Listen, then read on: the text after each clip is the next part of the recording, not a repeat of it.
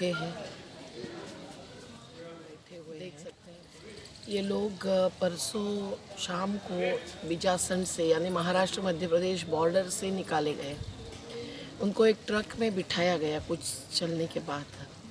ये आए हैं मध्य प्रदेश के बाहर से और उनको मेडिकल टेस्ट वहाँ होकर फिर वो निकले थे, लेकिन ट्रक वाले ने उनको आधे रास्ते पे नेशनल हाईवे पे छोड़ा। तो आखिर खलघाट के नागरिकों ने एकत्रित आकर रात को 10 बजे से 1 बजे तक खाना बनाकर पूरी अचार यहाँ खिलाया और सरकार के इस कन्या हाई स्कूल में खलघाट के जो नर्मदा किनारे धार जिले में है उसमें उनकी व्यवस्था की गई है। सवाल है कि उनको भोजन के लिए यहाँ नहीं रुकना है, उनको चले जाना है अपने अपने गांव। और ये एमपी के लोग हैं अधिकांश, सतना और रीवा जिले के। और मध्य प्रदेश सरकार का 26/4 का आदेश है कि एक ज़िले से दूसरे ज़िले तक मध्य प्रदेश के लोगों को हम बिल्कुल वाहन व्यवस्था करके छोड़ देंगे। वहाँ न यहाँ से रेलवे जा सकती है, न ये प्राइवेट गाड़ी कर सकते हैं। तो इनको तो शासन की व्यवस्था से जाना था। धार जिले में हमको शासन के अधिकारियों ने बताया कि हमने बसेस भेजी है झांसी में, तो वो वापस आएगी दूसरे दिन, तो उनको यानी कल सुबह उनको ले जाना था। लेकिन कल पूरे दिन भर यहाँ तो बस लगी नहीं, तो बिजासन मतलब बॉर्डर पर सेंधवा तहसील में जो 2 बसेस खड़ी थी उनको निकलने की मंजूरी ही नहीं दी गई। और शाम को उनको मंजूरी दी गई जिसमें सतना रीवा के 24 लोग बैठे। 48 लोगों में से बाकी लोग तो चल पड़े थे मध्य प्रदेश के, रुक रुक के राह देख कर। और वहाँ सभी प्रमुख अधिकारी थे, additional collector, additional SP, SDM Sendhwa, police अधिकारी, एसडीओपी, रूरल के एसआई, ये सभी होते हुए भी निर्णय नहीं ले पा रहे थे। कलेक्टर साहब पर निर्भर थे और कलेक्टर थे वीसी में, तो निर्णय होते होते और फंड इनके पास है नहीं कह रहे हैं, तो वो कैसे वैसे उधार लेकर फंड इकट्ठे कर रहे हैं। 40,000 रुपये डीजल का एक बस का डाल रहे हैं। मतलब कोई भी तैयारी नहीं है, जबकि ट्रैवल बसेस वालों को और सभी को, परिवहन वालों को नोटिसेस देकर रखी है। मैंने सुना धार जिले में ही सैकड़ों को दी है, लेकिन बराबर बसेस नहीं बुला। बस मालिक से मैंने चर्चा की एक, उन्होंने कहा हमारी बसेस तैयार है पर बुलाएं तब, और बुलाते हैं तो वहाँ बसेस रुकी रहती है 2-2 दिन। ये क्यों हो रहा है? तो आखिर में एक बस में ही वो 24 लोगों को लेकर हम उसके पीछे पीछे चले।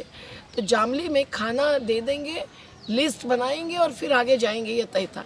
उसमें खलघाट के यहाँ जो 40 से ज़्यादा लोग सतना रीवा के ही है, उन्हीं जिलों के, उनको भी लेना हमने आग्रह किया, तो हाँ के बराबर ही जवाब मिला था। लेकिन वो बसेस जामली में रोक के रखी और जामली में लिस्ट बनाई, इसीलिए वो कैंप में एडमिट किया, वो उन्होंने दिखा दिया। और वहाँ थोड़ी सी खिचड़ी का एक पैकेट तो ज़रूर दिया। लेकिन आज सुबह से चर्चा हुई तो लोगों के फ़ोन्स आ गए कि टॉयलेट्स ब्लॉक्ड है और गंदी है। अभी साफ़ की भी होगी, लेकिन वो ऐसा इंफ्रास्ट्रक्चर में कम से कम उनको रखा गया है। पर वो उत्सुक है वापस जाने के लिए। और खलघाट में जो लोग रुके हैं वो भी उसी ज़िले के हैं, पर दोनों को आज तक अभी तक जवाब नहीं मिल रहा है। अभी कोई ऑफिसर्स उपलब्ध ही नहीं है। फ़ोन पर भी मैसेजेस का एक आधा छोटा सा जवाब आता है, पर उससे क्लियर नहीं होता है। किसी ने तो बात करनी चाहिए, जबकि हम लोग इतने जगह जगह के लोगों को देख रहे हैं। गुजरात से एमपी आने वाले, महाराष्ट्र के अमरावती ज़िले से आने वाले, सौराष्ट्र से आने वाले, महाराष्ट्र के पनवेल, कल्याण, भिवंडी के लोगों को, मुंबई के बस्ती बस्ती को, और मध्य प्रदेश के गांव गांव के इनको देखने वाले हम लोग हैं। एमडी चौबे जी भी यहाँ बैठे हैं, वो भी अपने भीम सैनिकों से और अलग अलग संगठन के कार्यकर्ताओं से काम करवा रहे हैं। तो क्यों नहीं हो सकता है ये आयोजन, और इस आयोजन में सामाजिक संगठनों का सहभाग, और क्यों नहीं निर्णय ले सकते? कल कारण यही दिया गया था क्योंकि यूपी के हज़ारों लोग वहाँ रोक के रखे थे, गाड़ियाँ भी सैकड़ों की तादाद में थी, वो सब अपने अपने कागजात लेके आए हुए लोगों को भी नहीं छोड़ा जा रहा था। कोई थे कैंसर पेशेंट, कोई थी प्रेग्नेंट महिला, कोई थे अपने पिताजी गुजर गए हैं इसीलिए कार्यक्रम के लिए निकले हुए व्यक्ति, और सूरत से आए हुए हो या महाराष्ट्र से आए हुए हो, उनको वहाँ रोका नहीं गया था, वहाँ से आगे बढ़ने दिया था। और कुछ लोग दिनों दिन चल के आए थे, बाकी वाहनों पर थे। और आगे 800 किलोमीटर कम से कम यूपी बॉर्डर तक चलने की उनकी उम्मीद, उसको कभी रोक रहे थे, कभी थोड़े से पुलिस जादू और दिखा रहे थे अपनी ताकत, लेकिन आम रूप से लोग निकल ही जा रहे थे, हैरान थे।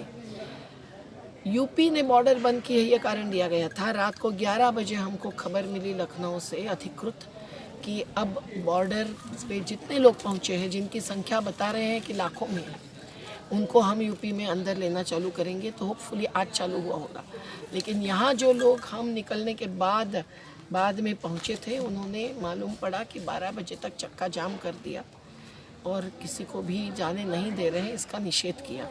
मध्य प्रदेश के लोग तो चल पड़े थे, वो चल रहे होंगे आज भी कड़ी धूप में, और रविवार है इसलिए कि क्या पता नहीं, अन्यथा 24 घंटे कार्य करने वाले अधिकारी पुलिस ये भी परेशान होंगे, क्योंकि निर्णय सही रूप से भोपाल से शायद नहीं मिल रहे।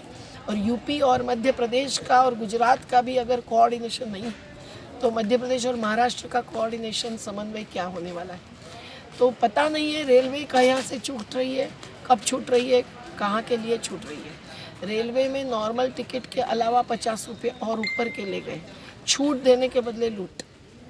ये कैसी गवर्नेंस है, कैसा शासन है, समझ के पार है। श्रमिक भुगत रहे, हम ही अभी सहन करने के पार गए हैं।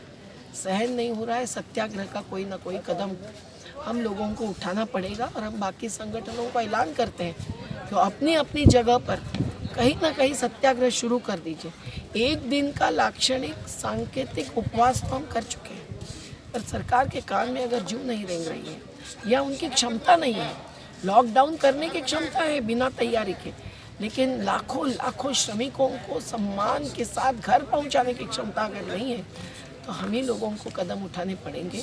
हम उनके ही द्वारा जो बनती है चीज़ें, जो बनता है देश, उसके लाभार्थी हैं।